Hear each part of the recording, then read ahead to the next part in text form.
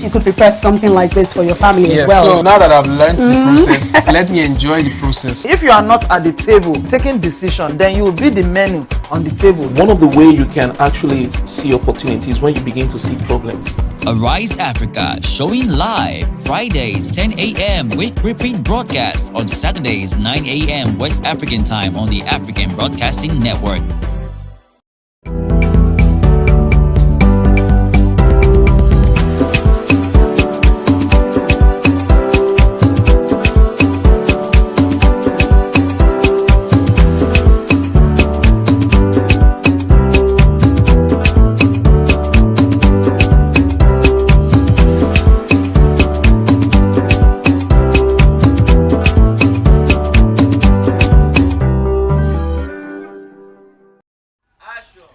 Welcome to Arise Africa. It's a beautiful Friday morning and we are here to do our routine, just to keep you informed and to make sure that you keep abreast with what is happening in the country and what is happening in Africa, of course. And, that with me is Torishe Bogwa. Boye Mark Anthony, and of course I am Chichi Mwabu. All right, it's so great because you actually left your name and came to mind first. Chichi. Yeah, looking for my trouble. I like the name Torish. Yeah, looking for my trouble. It's good to see you on white. What is it called? A gentleman on white. Yes. I'm an angel this season. And with your season of good with news. your cap. Yeah. I've never been to northern Nigeria, so I always want to get there. So maybe very soon we'll go probably, and then another thing too is probably I want to run for presidency since everybody is declaring this period.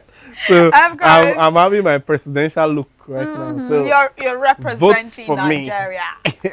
Okay, so well, it's pretty exciting to have you back on the show today. Yeah. And so we're gonna begin as usual with newspaper review. So we're gonna check out the first newspapers this morning, and it's the one for Sunday Punch. It says registration. INEC blocks last minute rush by 124 intending parties. Wow, 124 intending parties. Pretty interesting. Rejects proposed names, acronyms, logos of 97 associations. It's risky for parties to change Congress primaries dates, says the INEC. That's the commission. That's the major header for the Punch newspapers. And then we check out some stories. High up there, you have 370 statutory delegates must sign your forms. APC tells Oshibajo, Amechi, others. We're talking about others who are aspiring to be the candidate so of many the persons. Party. Yeah, so many of them. Pretty interesting. Yeah. All right, so still on nomination forms. Group picks nomination forms for AFDB's Adeshina.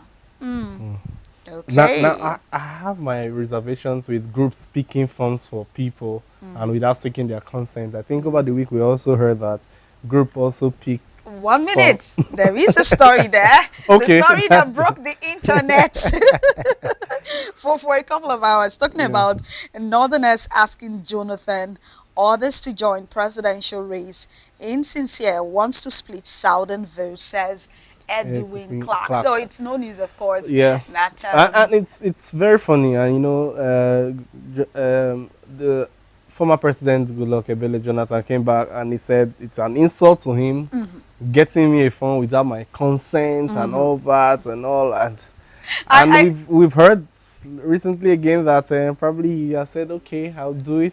But I don't believe that. I think they are just rumors in town. But it all looks so much like the game of politicking. Like, I don't know if it's disinformation, misinformation. That's what it is. That's why everyone, and that's why we also tell our viewers to ensure that you really, I know this is what we're talking about last week, and about the fact that you have to verify information because right now, especially with this politicking, a lot of persons are throwing out so many informations out there, and a lot of them are unverified. Actually, a lot of them are unverified, and it's sad. And it just, I think it's the game, so they are all players. So if the game is insincere, if the game is, you know, opaque, it's like trying to confuse us.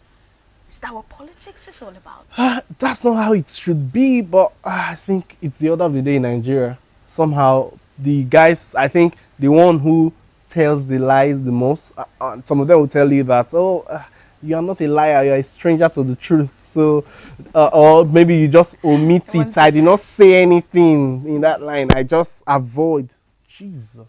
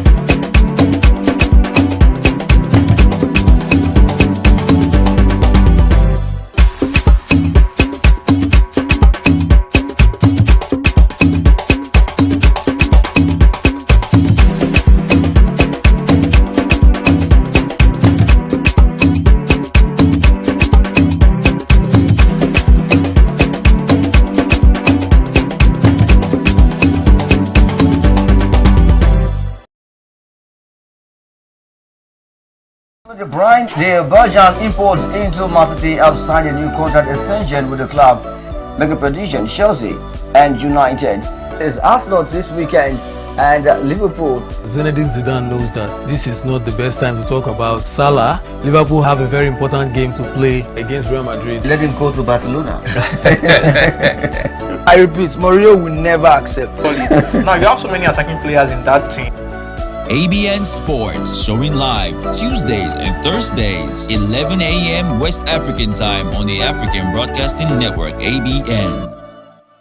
We must go back to the fundamentals and the basics and start to teach people hard work. You could prepare something like this for your family as well. So now that I've learned the process, let me enjoy the process. If you are not at the table taking decision, then you will be the menu on the table. One of the way you can actually see opportunities when you begin to see problems.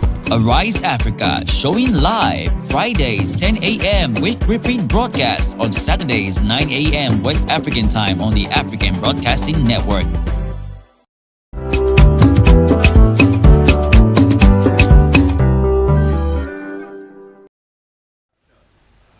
Alright, welcome back to Arise Africa. Sorry for the breaking transmission. Yeah, we're back right now. And yeah, we'll continue with the newspaper review. And we'll move over to The Guardian for Monday. And it says, Emefiele's 2023 aspiration rattles financial experts, lawyers as well. And then it says, FASOS says, injection of CBN chief additional points to more complex game plan. He has no moral, ethical reason to remain in office, says lawyers. EDA petitions ICPC to investigate Emefiele. That's what is there. And then how Tinubu, Amechi, Saraki, others who delegate. Then we see at the side there that INC threat over Dagogo's release. Waste of time rather, says Wiki. ASU, anxiety as indefinite strike may begin today. That was on Monday. And then I think the story that came out was the fact that it's moved for another 12 weeks. That they're saying for another 12 weeks. And I think saying 12 weeks makes it like it's a light thing. I see you just tell us 3 months. I think it makes everybody understand that it is really serious issues that are actually happening. And it's so annoying that our politicians are enjoying themselves. People are getting forms for 100 million as well, like in the APC candidates. Over 17, if not more than, candidates have already said they are getting their interest form and all this kind of stuff. And it's totally terrible. And meanwhile, children are not in school. Wow. So the Nigerian Tribune has as its major header, the race for APC presidential ticket. Fulani Groups pays for Jonathan's forms. Emefiele confirms ambition. Okay, pretty interesting. That story is on page 4, 13, and 23. And it says, Senate President Lawan Timothy Silva joined the race. CBN governor wants court to make him remain in office and run for presidency. Applies for order of status quo ante-bellum against INEC AGF. CBN Banking Acts forbid Emefiele from running, says Falana. Adegborowa mobilizes NBA civil societies to shut aspiration down. He must resign as CBN governor. Ajulo Okorie. Wow. So interesting going on, the drama. And that was 35 Petronel servers, okay, political class united to a power not to save Nigeria cleric. The story is on page 2. I think that's delegates 35 memorial anniversary, and that's a big deal because of who Chief Obafemi Awolowo was in Nigeria. Sit at home affects UTME in Southeast, angers as to strike, extends by another 3 months. I think that's what we can take on this Nigerian Tribune. All right, we move over to The Nation newspaper, and it says, and that's for Wednesday, it said, uncertainty in APC over Jonathan Emefiele and Adeshina.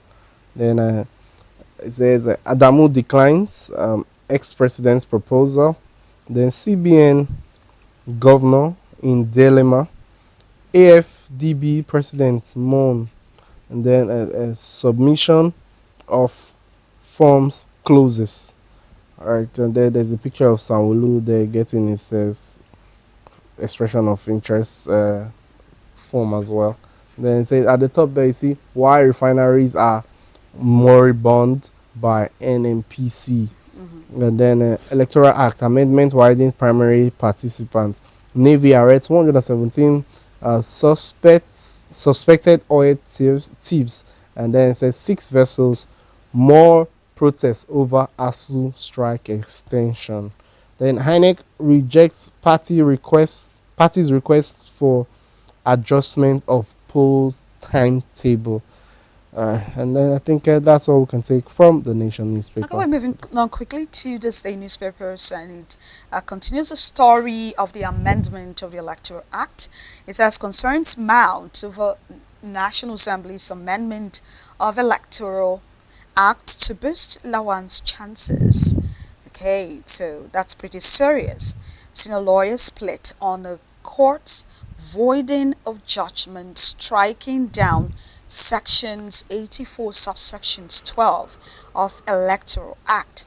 Despite ruling, appellate court insists that section unconstitutional, breaches section 42 subsection 1A of the Constitution.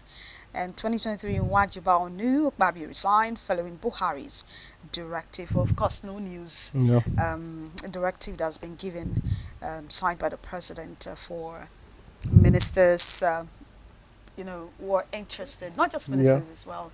All appointed, NDAs, yes, appointed. anyone that was appointed. Yes. So not necessarily political positions. Those who are, rather, political appointees, rather, not elected. If you are elected, you can still remain in position. But if you are appointed, and then majorly the ministers, MDs, all these big names, a lot of them are appointed positions. So they all have to resign. At last, PDP NEC throws presidential ticket open, recommends consensus. And I think that's what we'll take on this. Yes, all right. Day. And then we move over to today. The Punch newspaper for today. 2023 presidency. Jonathan submits APC forms today. Emefiele Sean's resignation call. He refuses to resign. Then CBN governor entitled to stay in office 30 days to general elections. Ozekome says. And then Andamant appointees sue APC. INEC Yaya Bello submits nomination form. Buhari resignation order to save APC candidates from loss. Presidency says. That story is in today's papers, page 2 and 17 of the Punch newspaper for today. And then down there you see ASU VCs fear delayed admission process, student protests spread. And then this is actually a very crazy one there too. And then it says at the top you see despite 129 billion intervention loans, Greek imports eat 2.7 trillion naira. Chichi. That's serious. Wow. Really serious. I think, and then there are also other stories there. Inadequate database threatens SIM, NIN registration, and NIMC admits deficit. That's on page 19. All right, so you have the Niger Tribune. It says alleged blasphemy, outrage over killing of female students in Sokoto. Student in Sokoto, please arrest 2. Governors meet Khan. The Sultan Kuka warned perpetrators brought to book. A story is on page 5. It's no news what is taking place, allegedly taking place, where a lady was lynched as a result of what the allegation was blasphemy. And many Nigerians have responded to that particular act. It's definitely, it's not nice. It's very not palatable. barbaric, actually. Yes, not it's nice not palatable when an individual is killed. I've not seen the supposed post that was done in WhatsApp. I haven't seen it, but I think there's so many ways to look at the story, and it's so painful. You get, and we have religious extremists, and that's just what is happening. Not because of a certain religion that supposedly she blasphemed against, and this is happening. And there are other persons too that will not say, oh, that means everybody from that religion are bad. That's not true. Someone was making a point of the fact of an imam that saved quite a number of persons. He's a Muslim, but he saved a lot of Christians at a point in time in Jos Plateau, over 100 of persons. So you see, there are a lot of good persons in the midst of all this. Even as Christians, there are also crazy people amongst us too, and it's crazy, but killing someone is not taking someone's life. I don't feel it's the way to go. Blasphemy, because I know we all have different religious beliefs, and true, going to kill someone because the person said something against your religion, it's somehow it's really not. It's something really sad that has happened to our country. So I think that's what we can take on Nigerian Tribune. Yes, and then we'll move over to the next paper. And it's the Guardian newspaper, and it says appointees have today to resign. Appointees have today to resign or risk APC disqualification. Wow, that's serious. FG releases detailed categories of persons expected to resign. Emefiele meets Buhari, says there will be news soon. And then political appointees sue APC INEC over disqualification. Threat, Afenifere, you've done well by asking the appointees to resign, but apply same decisiveness to insecurity and also ASU. Then there's also a picture there of that's the big story on the Guardian newspaper. It's Professor Yemi Oshibanjo. They're eating with school students. State laments as federal government school feeding programs crawls. Okay. You get. So we're going to quickly run through the last paper. That's The Nation. It says Emefiele meets Buhari as SGF clarifies quit order. CBN governor, I'm having fun. Appointees to APC INEC. All right. So that's what we're taking on this on the papers. Yes, and today. I think it's a great one. So just make sure you try your best to reach out to one of the papers, and then I'll probably go online, check out these news vendors, and get yourself updated. All right. When we return, we head on to the virtual street. Stay tuned, Arise Africa.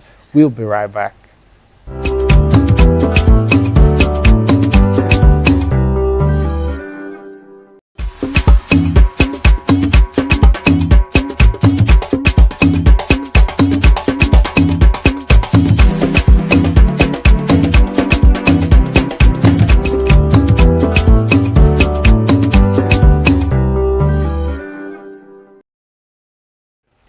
Welcome back to Arise Africa. We have come to the point where we go to the virtual street.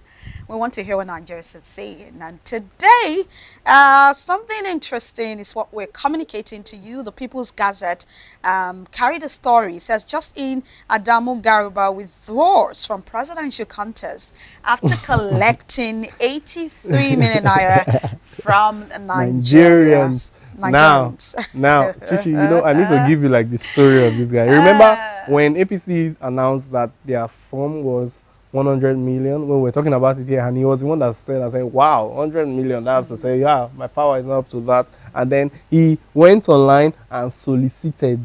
This was the guy that always moved that Twitter should be banned. He came to Twitter to beg for money. And then some Nigerians, out of their benevolence, although I'm very angry with them for even trying to even support Adamu Garuba in the first place. Why? Anybody? I don't like him. Anybody can. Anyways, everybody. Yeah. But now, guess what? Look at what happened. Look at what happened. Now, a lot of persons that the so-called 83 million that has been gotten now, they gave it to him out of spite. Some person were saying, "I will never give you anything." So I sent you 10 naira, and they forgot that 10 naira from over how many million persons will do a lot of good. You get, but then he came out and now he said he's no longer running. So they said he has finally cashed out. Yeah, we have to really ask the lawyers. Exactly. But then the thing is, he also, whilst withdrawing from the race, he also came out now also to give like a statement why he's pulling out of APC. Then there's a video of him dropping the APC flag. So many shenanigans that Adamu Gaba is doing. Let's hear what people are saying. Daniel Rega says, Adamu Garba used gullible Nigerians to cash out. The public may have donated 10 naira thinking it's all a cruise, but at the end of the day, it amounted to millions. Since Adamu couldn't make money off his Crowy app, Yes. he played the fast one on Nigerians. It's a shame how naive people are. And I totally agree. I support what he's saying. Anyways, it is my opinion, not the opinion of. And then Iruna says that any Nigerian that have sense knows that nobody donated 83 million naira to Adamu Garbage. That's what they call him online, actually. So this is a scheme he used to launder money, and it worked perfectly for him. If EFCC check well, you will see that over 80 million naira came from untraceable source. Arewa Osh Poppy. That's a lot. G beardless Molly. Okay. Okay, this one says. Okay, that's the last one. Go ahead. Yes, it says that's Dr. Funla say join APC, be a nuisance for years, announce presidential admission, create a public GoFundMe to raise cash, collect 83 million naira, end the donation, cancel your ambition, then renounce your APC membership. Investor Adamu Gaba. Now the real Sabinos of our time. I respect that man. And you know, for those of us that are really full online, you know who Sabinos is. He's an investor. All right, and then yeah. So, but then he also he apologized to Nigerians for taking such decisions. That I know a lot of you believed in me and all that. So he has apologized. I think we have to consult the lawyers to know what they have to say. He also said that he was okay. Yes. He also said he was going to refund if you can give him proof of payment, whatever it is that you made, he's going to refund him cash. And then he also released his bank statements for those stuff. So, you know, we have to be balancing the news. Very important. All right, so we'll move over to the next one. This is actually a nice one. Actually, there's a video of a man who helped a woman. Yeah, that's the video right there. And you know, Chichi is so nice because the woman is actually, she sells this fish, and then she left a cash about it's actually happening in Ghana, 8,400 Ghana cedis we get, and the woman was really down and all, and then this taxi driver went down to return the money, and you know, it was actually amazing to watch. Really the woman shed like tears because it's so funny, like you do not see such things happen. A lot of persons feel that the world, we've lost our moral compass and all this kind of stuff. We are no longer morally sane. We see people who are saying, oh, there's poverty in the land and all that. Now, the follow-up of this story is the Vice President, Dr. Mahmoud Bawumia, reached out to the man and gifted the man with over 20k Ghana cedis and also helped himself. It goes to show that that's a reward for being honest. Honesty is not outdated. Exactly. Honesty is still the most important virtue you could ever have. One of the most important virtues, actually. And we got Don Davis responding, and he says, that's a country president watch what is happening around people that he's ruling in my country. That yes, our president's not even hearing what people around him talk more of citizens. Even if he watches it on TV, he will laugh. Say it's like this one never benefits from my poverty creation. Okay, that's a Nigerian talking, obviously. Okay, Mina Obeng Kesedu. Okay. And says there are still good people in the country. All commercial drivers should take a key from this honest driver. These are the people to be called honorable, not what we are seeing and hearing. And I totally agree. Okay. So let's check out the Savior Akban saying, this is the kind of news I want to be hearing, not bad news every day. Killings, Boko Haram, herdsmen, bombing, or snakes swallow money, or one politician will embezzle money. Nigeria, my country, which way? God bless you immediately, bro, for not allowing this woman's cry. For not allowing this woman's cry to be of sorrow, but of joy. Yes, and then the verb. Okay, done. I think we've taken down David's, right? We have. We have. So the last one. Yes. All right. Sunday says Sunday Father Austin says, let's hope this inspires readers and viewers in Africa to be honest. I think this is what Chichi was saying now. The problems of our leaders in Africa, especially Black Africa, are dishonesty rather, and greed. Greedy leaders stealing the commonwealth while leaving the masses poorer. God bless this great African. We want more of this. And yeah, we really want more of this, and that's all we can take for the social media buzz. Probably you just have to stick around while we go into the crux of the matter. When we return, Arise Africa, I'll be right back. Stay tuned.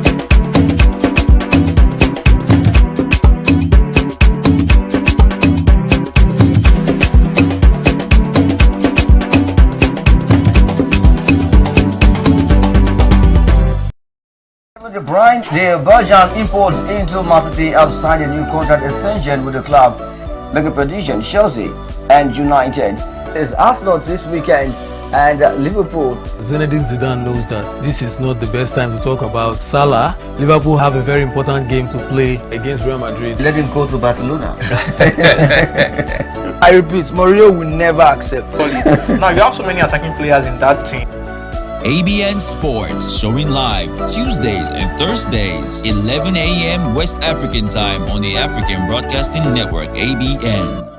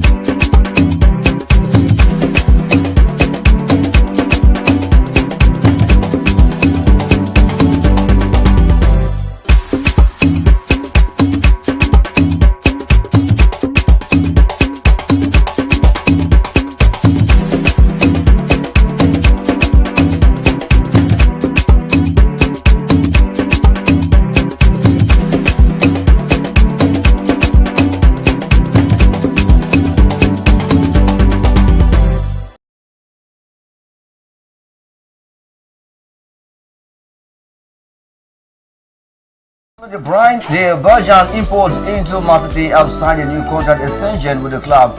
Making prediction, Chelsea and United is Arsenal this weekend and Liverpool. Zinedine Zidane knows that this is not the best time to talk about Salah. Liverpool have a very important game to play against Real Madrid. Let him go to Barcelona.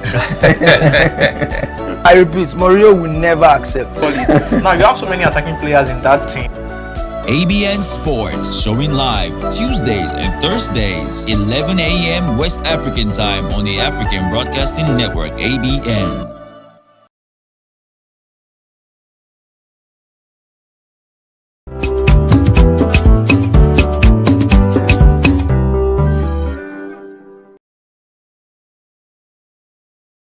Welcome back to Arise Africa. We have come to the crux of the matter.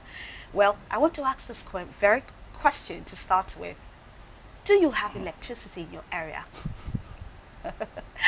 Well, that is a pertinent question because I don't have electricity in my area. It's been dark for a couple of weeks now. So, we want to talk about the way forward. We want to identify what the issues are. We want to simplify what the complications are on the program today. And I have with me a veteran journalist. He's Chido Okafor, a senior correspondent of the Guardian newspapers. Welcome. Thank you. Welcome, sir. Thank you for having me. Good to see you. I feel how will I put it now? I feel there's a word for it. I'm trying to get it. Like cheated because the colors. I'm the only black person now on this set. Good to have you. Okay, you are darker. Yes. So and see, look at Chichi. Look at I guess. Welcome very much, sir. So I think I want to start with this. Yes. Just a couple of weeks ago, just recently, it was announced that the national grid collapsed. Yes. And then we're thrown into darkness. So let's talk. What was it all about? Actually, it is about the fourth time the national grid is collapsing. Yeah. Maybe we may not have known of the previous collapses because it did not affect our sector. Okay. Actually, the last one, which occurred about a month ago or thereabout, according to the federal government, was caused by vandalism. Okay. The transmission line between Odukpani and the Kotakpene was allegedly vandalized. Therefore, all the power stations that are tied to that grid were forced to shut down. Therefore, all the communities, all the states that are on that service were in blackout because the power generating stations have no need to produce because you cannot produce and send electricity to a grid that is already vandalized. So they had to wait until that grid was repaired before they started producing again. And it is not only, I don't think it is only vandalism that is responsible. I think the previous one collapse was caused by these skirmishes over gas supply. You know, sometimes due to contractual agreements between these generating stations and the Nigerian gas company, sometimes there are breaches in gas supply. Therefore, those stations shut down. And sometimes the water level, you know, because we produce electricity presently from two levels, hydro and the thermal. Sometimes the water level at the hydro sector goes down. Therefore, some of the turbines are forced to shut down. So those are some of the reasons why we have collapses. And that is also because there is not much investment in the sector. Wow. So you've already given us the challenges already that's causing this issue. No, there are many challenges. I've not even mentioned the challenges. We're going to ask this question now. We've known that in Nigeria we have history of power issues. Like before now, we've never had a good stable power supply. Like for the past how many years you get, even if we want to even come back to very recently, even since the Obasanjo administration, let's not go beyond Obasanjo now. Since Obasanjo time, let's say democracy, when we started running democracy into this time, we've not had this. We've had these recurring power issues. So now, sir, one question: what would you say is the major challenge for this? Actually, there are many. Before I talk about this challenge, let me actually situate the issue. Nigeria has about over 200 million people, population-wise. We're over 200 million. And these people need to be taken care of in terms of creation of job, in terms of creating services, in terms of feeding them. And to do that, we depend on industries, on service establishments, factories. And those factories are dependent on electricity, which is not existing. So there is a major problem. Because according to experts, Nigeria needs at least 35,000 megawatts of electricity to enjoy some stability in supply. But presently, we are only managing to, we have installed capacity of just 13,000. It's not even up to 13,000. It's about 12,700 megawatts. And out of that, that is about one third. Now, out of that 13,000 megawatts, we are only managing to produce 4,500 megawatts for this huge population, for these huge industries. So the deficit is too high to manage. Now let's come to the challenges. The challenges, one of the challenges is lack of leadership. Lack of leadership. The body language of those in position of authority does not show that they want Nigerians to enjoy electricity. Look at South Africa. We are competing with Giant of Africa between Nigeria is contesting with Giant of Africa with South Africa. It's clearly South Africa. South Africa has a population of about 45, 50 million people. They have installed capacity of 58,000 megawatts. And out of these 58,000 megawatts, they are producing 35,000 megawatts, which is what Nigeria needs. They are producing 35,000 megawatts, about 20 times what we are, more than 20 times what we are producing. So you can see the challenge. Then we have, most of the time, we talk about, how is it called? Revamping the power sector. Funds are set aside for reforms in the power sector. These funds are looted. Politicians and government officials loot these funds that are supposed to set aside to reform the power sector. Of course, let us not go into the 16.2 billion of the Obasanjo era, which is still funds are set aside to revamp this sector. They are looted and nothing happens. Why EFCC is busy chasing after Yahoo boys? I'm saying there's nothing wrong in chasing after them. But the principal actors that are destroying Nigeria, they are letting them walk free with our stolen wealth. And then another challenge is lack of infrastructure. We do not have enough infrastructure already. Of course, 13,000, you can see our installed capacity is just 13,000 megawatts. We do not have infrastructure. And those infrastructure that were installed are already decaying. That is where you are having system collapses. Lack of proper maintenance. Lack of maintenance. So those are lack of maintenance. Even the ones we managed to install under the Jonathan era that are due for maintenance are not maintained and they are collapsing. So that, which is part of the system collapse, we are talking about here. Okay, now still in line with funds, I saw a couple of articles where they bemoaned Nigerians' attitude towards electricity tariff, that most Nigerians saw electricity or see electricity as a social service, by the government and all that. Would you say that's also a major contributory factor to the challenges we have with regard to electricity in Nigeria? Yeah, definitely is a challenge, because through tariffs, the power generating companies and the power distributing companies generate money for which they maintain the facilities. So if such is not coming, if there is shortfall or cash call, there is the problem. And I wouldn't blame Nigeria much, because if you're asking me to pay, you also need to also make sure I get what I'm paying for. So if you are giving me electricity, if within a month, like where I'm coming from now, we've not had light for the past 2 weeks. Despite the area contributing money to buy transformer, as I'm speaking to you, for the past 2 weeks, we've not had light.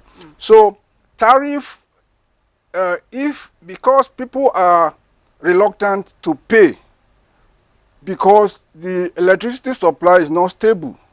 So you don't know what you are paying for. At the end of the day, you are still buying gas, you are still buying kerosene, you are still buying firewood, you are still buying fuel for generator. Yeah. So all those things compounds, makes Nigerians to be not reluctant to actually talk about tariff. They just pay what they can. And then the discos, that is the power distribution companies, they have not been able to live up to their contractual agreement. One of which is to provide metering to meter the houses. And that is because there is probably lack of funds, also key to the tariff issue. They have not been able to also meet that contract of metering the houses so that every house knows what you are consuming and what you are paying for. So until now, what you have is they send you what is that in again? Estimated bill. Yes. Estimated bill. You can imagine a small bungalow with just one person inside. You are giving me a bill of 24,000 naira every month, and he has generator is buying for it, and you want him to pay for this. So definitely, until there is stable electricity supply, people may not be compelled to actually pay tariff as out when due. And ironically enough, most of the debtors to the discos are even government establishments, not even most of those that are owing huge amount is actually government establishments, and not necessarily Nigerians. Private individuals. All right. One question I want to ask is, I don't know if with all this no light and all that, the power issue, would we be able to, will I say, recount our losses accurately? Would we be able to really factor something like to say, okay, what is Nigeria actually losing? What are Nigerians actually losing? Can we put pen to paper on that? Definitely, we are losing a lot. We are losing a lot. One of the major losses is that we cannot attract investors. Oh, that's really sad. Yes, we cannot attract investors because, especially foreign investors, whose establishment may want to depend wholly on electricity supply. We cannot attract investors. We cannot grow our gross domestic product because there are limitations due to power supply. We cannot grow our GDP, or what is it called? We cannot grow it. Then we cannot create jobs. We cannot create jobs because the industries, the factories, the businesses are struggling to survive. So how do you create a job? They are just managing to survive. And then thirdly or fourthly, inflation rates will be going up. Those are some of the losses. Inflation rates will be going up. And that is because companies are struggling, are going out of the grid, electricity grid, to also produce their own electricity. Yes. They are buying diesel now, and we all know how much diesel is crazy right now. So their production cost is added to the product, which makes it very expensive for us to afford. So those are some of the challenges that I can think. There are so many other challenges, and I've talked about our politicians looting money, looting funds that are meant to grow the electricity business. Now everybody is talking about election.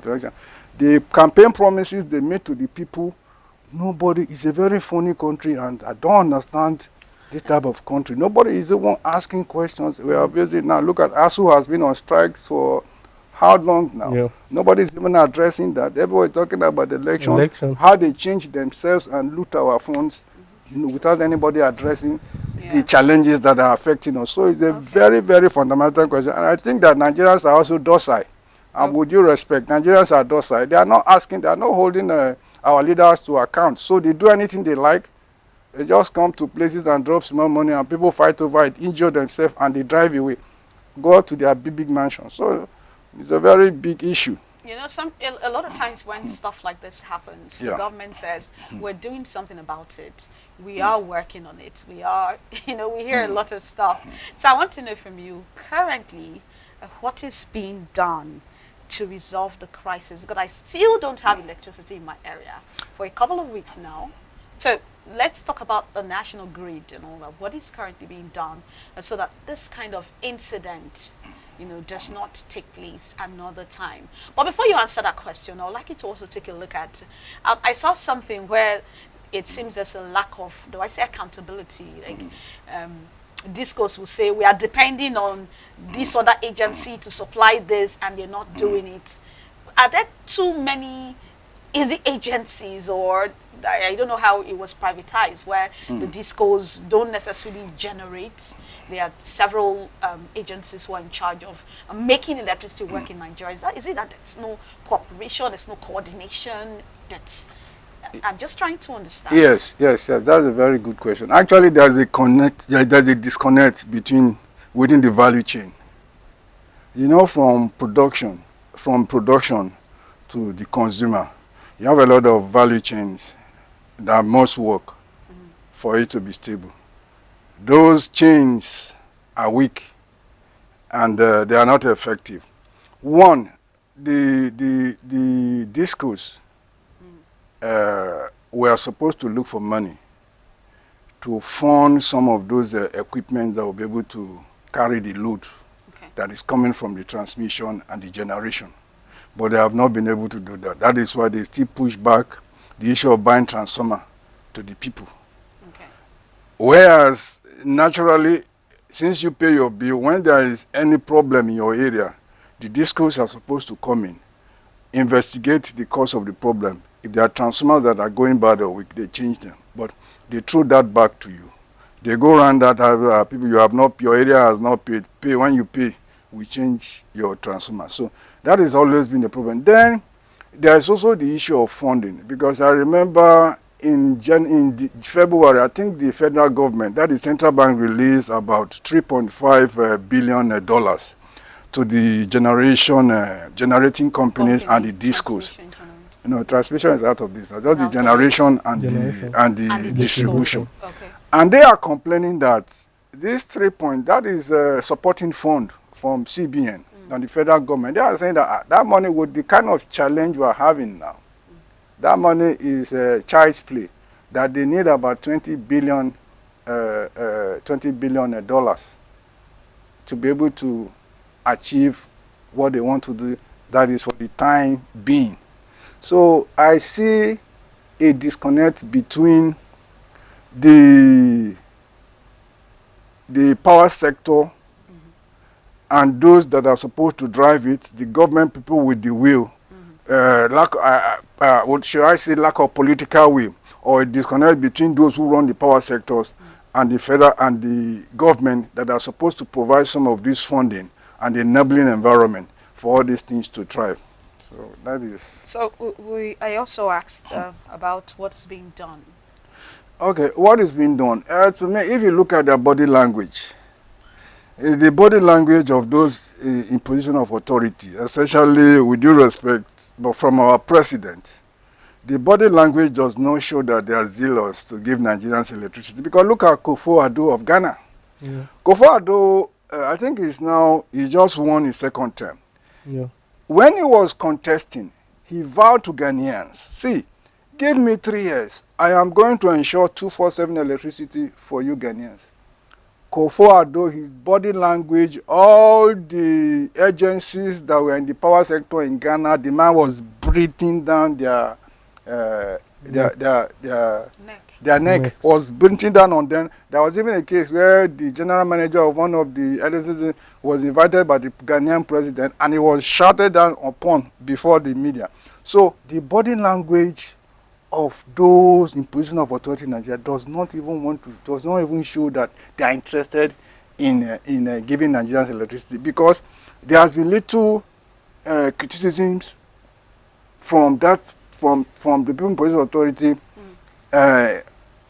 on the poor electricity generation and distribution to Nigerians. And then also, you can see that even before they came on board, one of the ministers of power, which was Fashola, I recall that popular tweet where he said that fixing our energy problem is not rocket science, that it could be done in 6 months. But luckily or unluckily, that man too fell on him. Yeah. And now he started giving one excuse or the other. So many stories. So many stories. Why Nigerians cannot have electricity. So, but when you look at our neighbors, when you look at North Africa, they have been able to, especially North Africa, with little resources. With little resources, they are able to stabilize the electricity supply. Even Ghana here, Angola, they are all doing it. And the irony is that despite the fact that we have this huge deficit, I think some experts are saying that Nigeria has a huge energy deficit in the world. Despite this huge deficit, Nigeria is still exporting electricity to Togo, Niger Republic, to Benin Republic, and even Chad. That is the irony. And we hear they are having consistent electricity. Yes, they are boasting that at least from the supply of those export electricity, they made in 2001 and in 2021 that they made $71 million from that export. When your own people are not seeing the light to use. Okay, take for instance, Malaysia, just a few weeks ago, stopped export of palm oil because of what is going on now between the Ukraine, Middle East affairs, and the sanctions by the West. Stopped export of palm oil so that their own people can have enough of the oil to use. But here we are. We don't have, we are exporting cassava, we are exporting electricity, we are exporting so-called locally produced rice. Yet your own people do not have it to use, to eat. Yes. All right. It shows that there is no presence of governance. There is no. All right. So as far as you are concerned, they are not doing anything about it. For now, there is nothing because we already know the problem. The problem is that we need 35,000 megawatts at least. 35,000 megawatts of electricity to drive the system. And to do that, we need to install more generating stations. There is nothing in the works about establishing new power stations. Nothing about that. So you can say they are doing nothing now. They are only depending on pushing. At the end of quarterly, they give 3-point-something million to the discos and the gencos to manage. So all right. One question, I think we're already rounding off.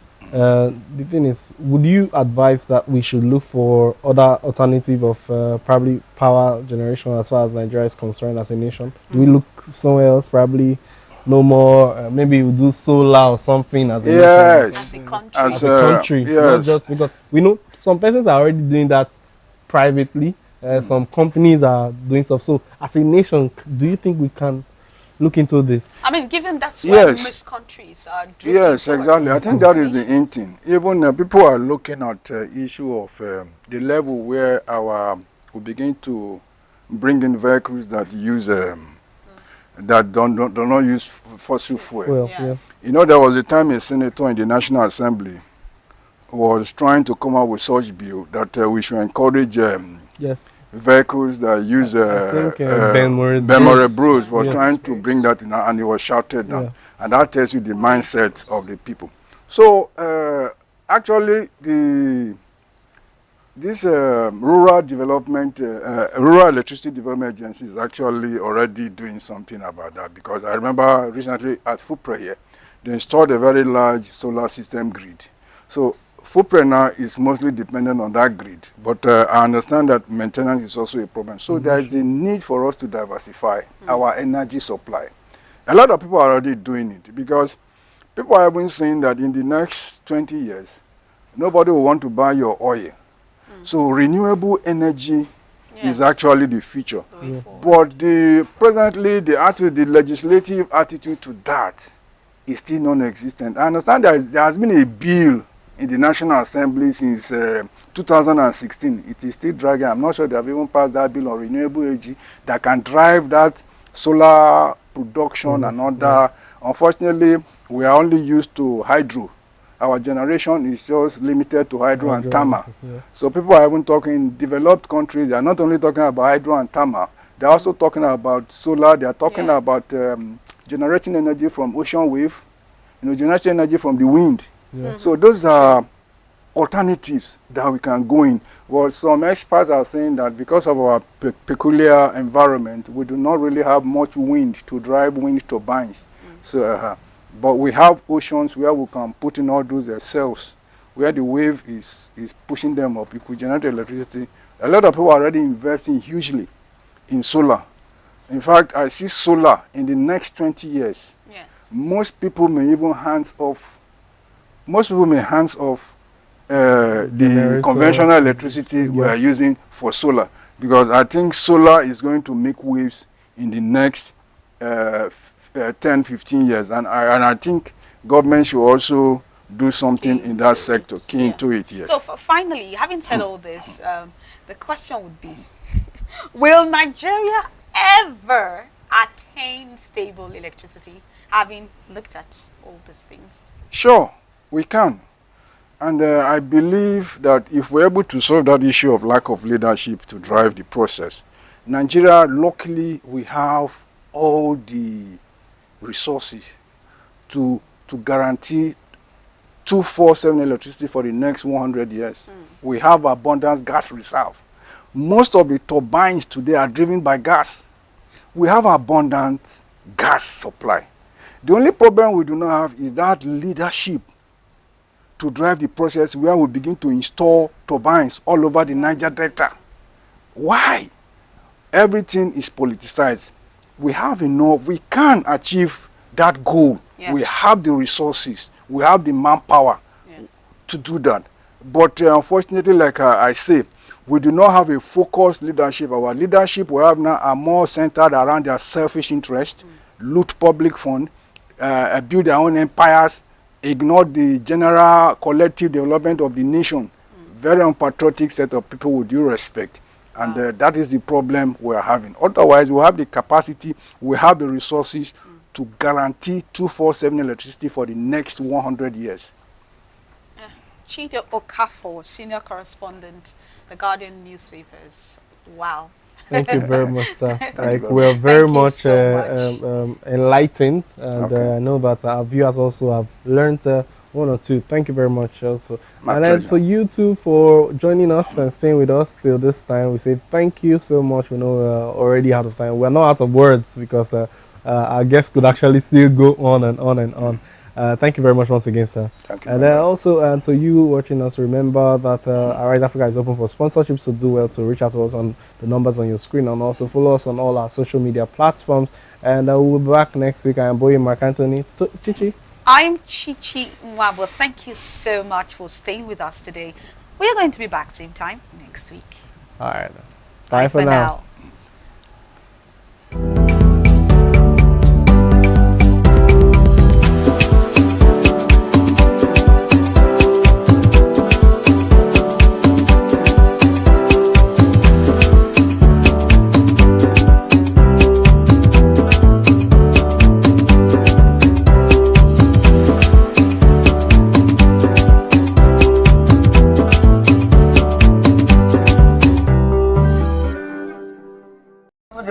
The Belgian imports into